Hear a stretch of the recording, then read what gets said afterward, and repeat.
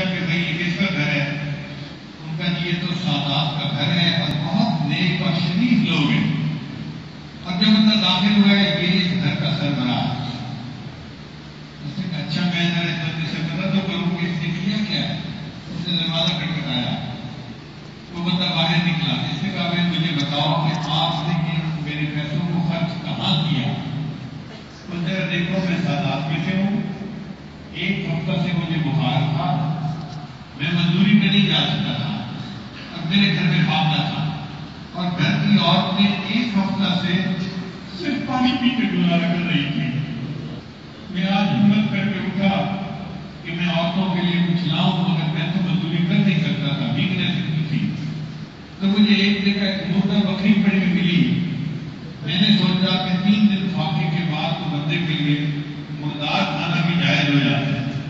تو میں نے بکری کا سر کاٹ لیا کہ میں گھر جا کے دوں گا کہ وہ فاقہ زدہ عورتیں اس بکری کا سر ہی پکائے اور اس سے اپنا فاقہ ختم کریں. مگر راستے میں تم نے مجھے 5 دن دے دیے. اب میرے لیے بکری کا سر استعمال کرنا جائز نہیں تھا. میں نے اس کو گندگی کے بھیڑ پہ ڈال دیا. دکان سے جا کے میں نے کچھ گروسری خریدی اور تیرے ان پیسوں سے سادات ڈالنے کی ایک ہفتہ بھوکی رہنے والی عورتوں کا کھانا ہے. اس نے آ کے امام صاحب کو تفصیل بتائی. امام صاحب نے کہا دیکھو جیسا پیسہ ہوتا ہے وہیں پہ خرچ ہوتا ہے. تیرا پیسہ پوری طرح حلال نہیں تھا وہ گناہ پہ خرچ ہوا. میرا پیسہ حلال کا تھا غیر مسلم بندے کو دیا اس نے بھی اس کو حلال طریقے پہ خرچ کیا. تو چیز کے مخرج سے ہم اس کے بدخل کا اندازہ لگا لیتے ہیں. تو جس کی آمدنی ٹھیک ہوتی ہے اللہ اس کو دین کے لیے آخرت کے لیے خوب خرچ کرنے کی توفیق دیتے ہیں. اور جن کو توفیق نہیں ملتی سمجھ لیں کہ پیسہ ٹھیک نہیں. ہمیں اس کا ایک اور تجربہ ہوا. ہم لوگ ورجینیا واشنگٹن ڈی سی میں ان دنوں رہتے تھے. تو انڈیا کی کوئی گلوکارہ تھی جس کو بلایا گیا. کوئی بہت ہی نمایاں گلوکارہ تھی. پورے واشنگٹن میں دھوم مچ گئی. آ رہی ہے گانا گائے گی اور اس کے لیے ٹیم کے لوگوں نے لینی شروع کر دی. ہم حیران تھے کہ دنیا اتنی پاگل ہے اس کے پیچھے. جب وہ ایونٹ گزر گیا تو ہم لوگ مسجد و دنوں بنا رہے تھے. لوگ ہمارے پاس آتے تھے اور مسجد کے لیے کچھ نہ کچھ دے جاتے تھے. کوئی $500 کوئی $100 کوئی $50. لیکن پھر دوسروں سماتے انسان نہیں. ہر بندہ اپنے وسعت کے مطابق خرچ کرے. ایک دن ایک نوجوان لڑکا میرے پاس آیا. وہ کالج کا طالب علم تھا. بیٹھا اپنے حالات سنا رہا تھا. تو اس دوران ایک اور آدمی داخل ہوا. وہ بزنس مین تھا نماز پڑھنے کے لیے. وہ نماز پڑھنے لگا. تو یہ نوجوان بچہ مجھے کہنے لگا حضرت یہ جو بھائی نماز پڑھ رہا ہے نا میں آپ کو اس کی بات بتاؤں. میں نے کہا کیا بات؟ کوئی اچھی بات بتانا. کہنے لگا حضرت اس نے مسجد کے لیے کتنے پیسے دیے ہیں؟ میں نے کہا بھائی دیکھو اس کے حالات ٹھیک نہیں ہے. وہ میرے پاس آیا تھا. کہنے لگا جی میں عزت والا بندہ ہوں. سب لوگ مجھ سے پوچھیں کہ تم نے مسجد کے لیے کتنا دیا؟ تو میں تو 50,000 بھی نہیں دے سکتا. حضرت آپ میری عزت رکھ لینا اور جو پوچھے گا میں کہوں گا جی میں نے حضرت صاحب کو کہہ دیا. تو آپ کہہ دینا جی ہاں وہ جو کر سکتا تھا آپ نے کر دیا تاکہ میری عزت بھی رہ جائے اور میں دے بھی کچھ نہیں سکتا میری ذلت نہ ہو. میں نے کہا فکر نہ کرو میں تمہیں کور کر لوں گا. اگر نہیں دے سکتے تو کوئی بات نہیں. حالات ہوتے ہیں بندے کے. چنانچہ مجھ سے اس کے کئی دوستوں نے پوچھا کہ فلاں بندے نے مسجد کے لیے کتنا دیا. تو میں نے سب کو ٹال دیا. بھائی جتنا جس کی توفیق ہوتی ہے وہ دے دیتا ہے. میں اس کی طرف سے مطمئن ہوں تو اس کو پریشان نہ کروں گا. مت پوچھنا اس کو کسی کو اچھے ہو تو لوگ مطمئن ہو. اب اللہ کی شان کی یہ نوجوان مجھے اس کے بارے میں کہنے لگا میں اس کی بات بتاؤں. میں تو بتاؤ. کہنے لگا یہ بزنس مین ہے پیسے بہت ہیں. میں نے کہا بھائی اس کے پاس تو $50 بھی نہیں دینے کے لیے. کہنے لگا حضرت سلام جو آئی تھی نا وہ گانے گانے والی تو میں بھی اس کی ٹکٹ خریدنے کے لیے گیا تھا اور اس کی ٹکٹ $100 تھی. ہر بندے کی ہر بندہ ٹکٹ $100. کہنے لگا لائن میں لگے ہوئے تھے تو یہ بندہ مجھ سے آگے کھڑا تھا اور اس نے اپنے گھر کے 12 بندوں $1700 کی ٹکٹ اس نے ایک دن پہلے اس کا گانا سننے کے لیے خریدی تھی، اور جب مسجد کے لیے وقت آیا تو وہ مجھے آ کر کہنے لگا جی میں تو $50 بھی نہیں دوں۔ تو ایسا بندہ جس کی آمدنی ٹھیک نہ ہو، مسجد پھر اس کا پیسہ خرچ نہیں ہوتا، اللہ قبول ہی نہیں کرتا۔ جب خیر کے کام کے لیے توفیق مل جائے، یہ اس بات کی دلیل ہے کہ اللہ نے حلال کا رزق دیا ہے، اب اللہ اس کے بدلے اس بندے کے لیے آخرت میں محل تعمیر کرنا چاہتا ہے۔ اس لیے مال جیب میں ہو، دل میں نہیں ہونا چاہیے۔ مال انسان کا بہترین خادم ہے مگر بدترین آقا ہے۔ کچھ لوگ مالدار ہوتے ہیں اور کچھ لوگ مال کے چوکیدار ہوتے ہیں۔ کیا مطلب؟ کچھ لوگوں کو اللہ مال دیتا ہے اور وہ اپنے ہاتھوں سے اس مال کو آخرت کے لیے خرچ کرتے ہیں، یہ مالدار لوگ ہیں جن کو اللہ نے مال دیا ہوگا۔ اور کچھ لوگ جو ہے نا وہ اپنا بینک بیلنس ہی دیکھتے رہتے ہیں، آج 1 کروڑ، اب 1.5 کروڑ ہو گیا، اب 2 کروڑ ہو گئے، اب 3 کروڑ ہو گئے۔ یہ مالدار نہیں ہے، یہ مال کے چوکیدار ہیں۔ ساری عمر چوکیداری یہ کرتے رہیں گے، جب مر جائیں گے تو ان کی اولاد اس کے اوپر عیاشیاں کرے گی۔ تو ہم مالدار بنے، مال کے چوکیدار نہ بنے۔ بات سمجھ آ گئی؟ اللہ ہمیں مال دے تو مالدار بنائے جو آخرت پہ خرچ کرنے والا ہو، جیسے سیدنا عثمان غنی اللہ نے خرچ کیا تھا، جیسے امت کے اور لوگ اللہ کے راستے میں خرچ کیا کرتے تھے۔ ہمیں بھی اللہ مال دے، ہم اس کو اللہ کے راستے میں خرچ کریں اور اس سے اپنی آخرت کو بنائیں، ہم مالدار بن جائیں گے۔ اور اگر ہم نے فقط کتاب اپنے بینک میں اس کے بیلنس کو ہی بڑھا دیا تو ہم مال کے چوکیدار بنے رہیں گے۔ قیامت کے دن عذاب ہمیں ہوگا، حساب ہمیں دینا پڑے گا، اور عیاشیاں بعد والے کرتے چلیں گے۔ لقمان علیہ السلام فرمایا کرتے تھے دنیا کے لیے اتنی محنت کر جتنا تم نے دنیا میں رہنا ہے۔ دنیا میں ہماری زندگی 150 سال، آج کل تو 100 سے اوپر قسمت والا ہی کوئی جاتا ہے، ورنہ عام طور پہ عمریں 70-80 سال کے درمیان ہی ہیں، ڈر جاتے ہیں۔ تو فرماتے ہیں دنیا کے لیے اتنی محنت کر جتنا دنیا میں رہنا ہے، اور آخرت کے لیے اتنی محنت کر جتنا آخرت میں رہنا ہے۔ اور آخرت میں ہمیں کتنا رہنا ہے؟ ہزاروں، لاکھوں، کروڑوں سال سے بھی زیادہ۔ کتنا رہنا ہے آخرت میں؟ اس کا تصور یوں کریں کہ اگر زمین سے لے کے آسمان تک کا پورا خلا رائی کے دانے سے بھر جائے، رائی کا دانہ ریت کے دانے کے برابر ہوتا ہے، تو آپ یوں سمجھ لیں کہ ریت کے دانوں سے بھر جائے، موٹی ریت کا دانہ جو ہوتا ہے۔ زمین سے لے کے آسمان تک کا پورا خلا رائی کے دانوں سے بھر جائے، اور ایک پرندہ 1000 سال کے بعد آئے اور ایک دانہ کھائے، پھر 1000 سال کے بعد آئے اور دوسرا دانہ کھائے، پھر 1000 سال کے بعد تیسرا دانہ کھائے۔ علماء نے لکھا ایک وقت آئے گا یہ سارے رائی کے دانے ختم ہو جائیں گے، آخرت کی زندگی میں بھی ختم نہیں ہوگی۔ اللہ اکبر کبیرہ، اتنا ہم نے آخرت میں رہنا ہے۔ تو بھئی جب اتنا آخرت کے لیے رہنا ہے تو وہاں کے لیے بھی ہمیں تیاری کرنی ہے، انویسٹمنٹ کرنی چاہیے۔ فرماتے تھے دنیا کے لیے اتنی محنت کر جتنا دنیا میں رہنا ہے، اور آخرت کے لیے اتنی محنت کر جتنا آخرت میں رہنا ہے۔ اور تیسری بات فرمائی اللہ تعالیٰ کی اتنی عبادت کر جتنا تو اللہ کا محتاج ہے۔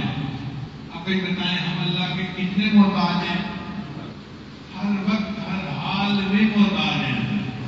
تو جب ہر وقت اور ہر حال میں محتاج ہیں، اس کا مطلب کہ ہمیں عبادت بھی اسی طرح خوب ڈٹ کر کرنی چاہیے۔ اور فرماتے تھے کہ دوزخ سے بچنے کی اس وقت تک کوشش کر جب تک نجات کا یقین نہ ہو جائے۔ نجات کا یقین تو موت کے وقت ہوگا، جب اچھی موت آئے گی، جب جنتی فرشتے روح وقت کرنے کے لیے آئیں گے۔ حدیث پاک میں آتا ہے جو متقی بندہ ہوتا ہے، جب موت کا فرشتہ آتا ہے تو وہ 2 کام کرتا ہے۔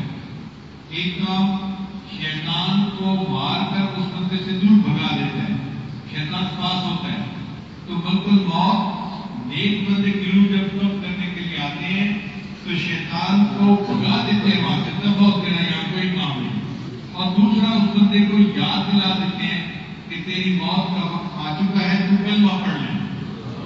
شیطان کو بھگا دیتے ہیں، کلمہ یاد اللہ کا انعام ہے جس بندے کے لیے موت کے وقت اللہ کرے کہ ہمیں بھی ایسی موت ہو کہ شیطان کو بھگا دیا جائے اور ہمیں کلمہ اس کو یاد دلا دیا جائے اور ہم کلمہ پڑھتے ہوئے اس دنیا سے جائیں۔ ہمارے حضرت مشیر عالم رحمۃ اللہ علیہ کی حالات زندگی میں ہے کہ جب آخری وقت تھا تو حضرت نے حضرت مولانا عبدالرؤوف جو ان کے بیٹے تھے ان کو بلایا اور اپنے بھانجے کو بلایا اور خود فرمایا کہ مجھے سورہ یاسین سناؤ۔ آپ دیکھو کتنا استحضار ہوگا کہ دنیا سے جانے والا خود کہہ رہا ہے کہ مجھے سورہ یاسین سناؤ۔ ان کو پتا تھا کہ اب کیا وقت آنے والا، چنانچہ انہوں نے سورہ یاسین پڑھنی شروع کر دی اور حضرت نے خود بھی ساتھ پڑھنی شروع کر دی۔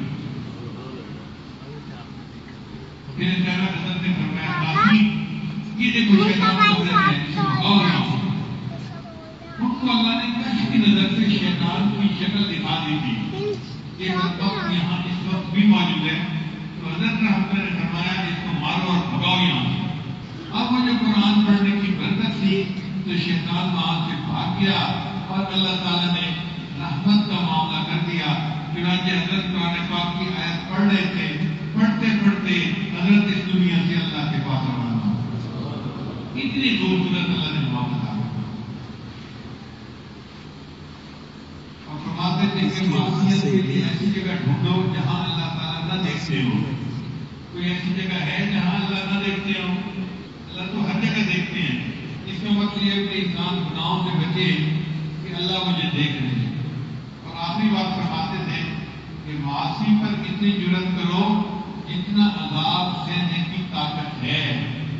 بھئی اب سے دھوپ کی گرمی تو برداشت نہیں ہوتی، جنت کی گرمی کہاں برداشت ہوگی؟ اس لیے ہمیں چاہیے کہ ہم آج کی رات اپنے گناہوں سے سچی پکی توبہ کر کے اپنے رب کو منائیں اور اپنے رب سے آج کی رات میں بہترین دعائیں مانگیں۔ اللہ فرماتے ہیں نحن قسمنا بینہم معیشتہم، میں اپنے بندوں کے اندر معیشت کو خود تقسیم فرماتا ہوں۔ ہم نے تقسیم کی ہے معیشت کو۔ اللہ جس بندے کو چاہتے ہیں رزق عطا فرما دیتے ہیں۔ کئی بندوں کا کاروبار چھوٹا ہوتا ہے مگر اللہ خوب ان کو رزق دے دیتے ہیں۔ کئیوں کا دیکھنے میں بڑا ہوتا ہے مگر تنگی ہوتی ہے۔ آپ حیران ہوں گے کہ فیکٹریوں والے روزانہ جاتے ہیں اور 1000 روپے کما کے نہیں آتے، کوئی ڈیل ہی نہیں ہوتی، کوئی سودا ہی نہیں ہوتا۔ فیکٹریوں والے خالی ہاتھ واپس آتے ہیں اور چھوٹے چھوٹے کاموں والوں کو اللہ تعالیٰ خوب روزی دیتے ہیں۔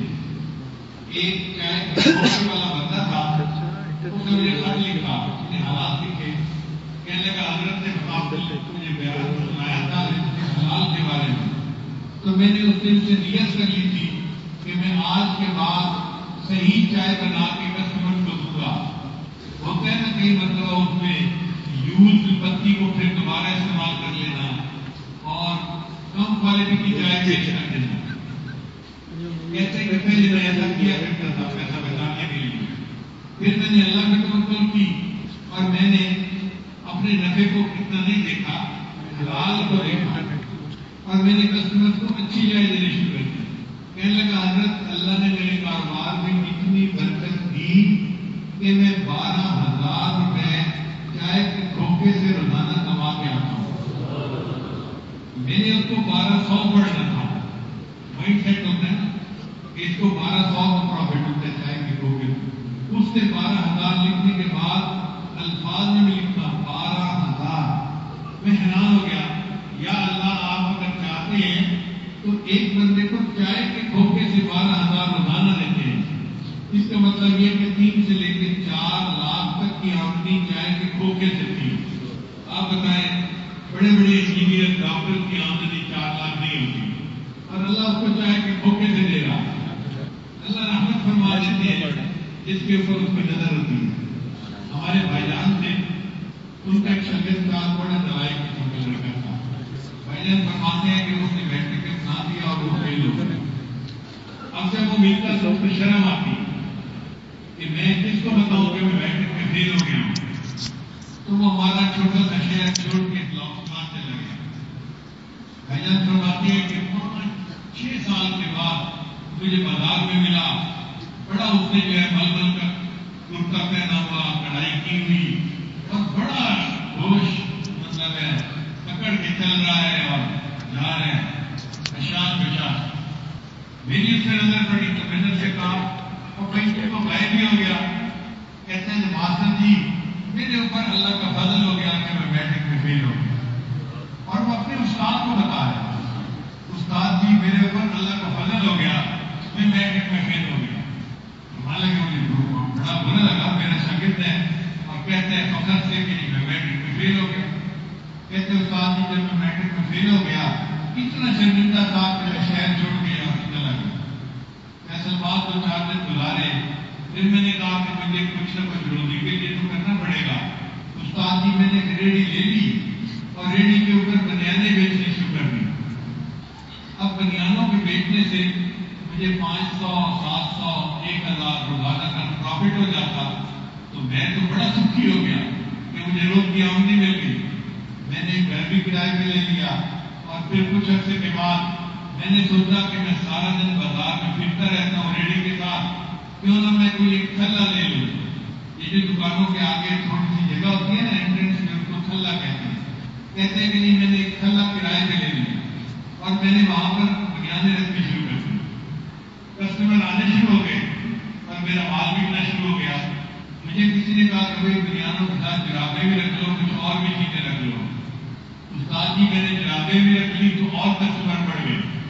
آمدنی اتنی شروع ہوئی کہ وہ جو تھلا تھا نا وہ دکاندار نے دکان خالی کی تو میں نے وہ دکان ہی کرائے پر لے لی. استاد جی اللہ نے ایسی میری دکان چلائی کہ میں پہلے پرچون کی دکان کرتا تھا کپڑے کی پھر میں نے کپڑے کی تھوک کی دکان کر دی. استاد جی 5 سال میں میری فیصل آباد میں کپڑے کی تھوک کی نہیں تھوک کی 2 دکانیں ہیں اور آج میں کروڑوں پتی بنا ہوا ہوں. میرے اوپر اللہ کا فضل ہوا میں میٹرک میں فیل ہو گیا. استاد جی اگر میٹرک میں پاس ہو جاتا تو میں بھی میری کلرک لگا ہوتا اور میں بھی 3000 تنخواہ لے کے اللہ کے شکر کر رہا ہوتا.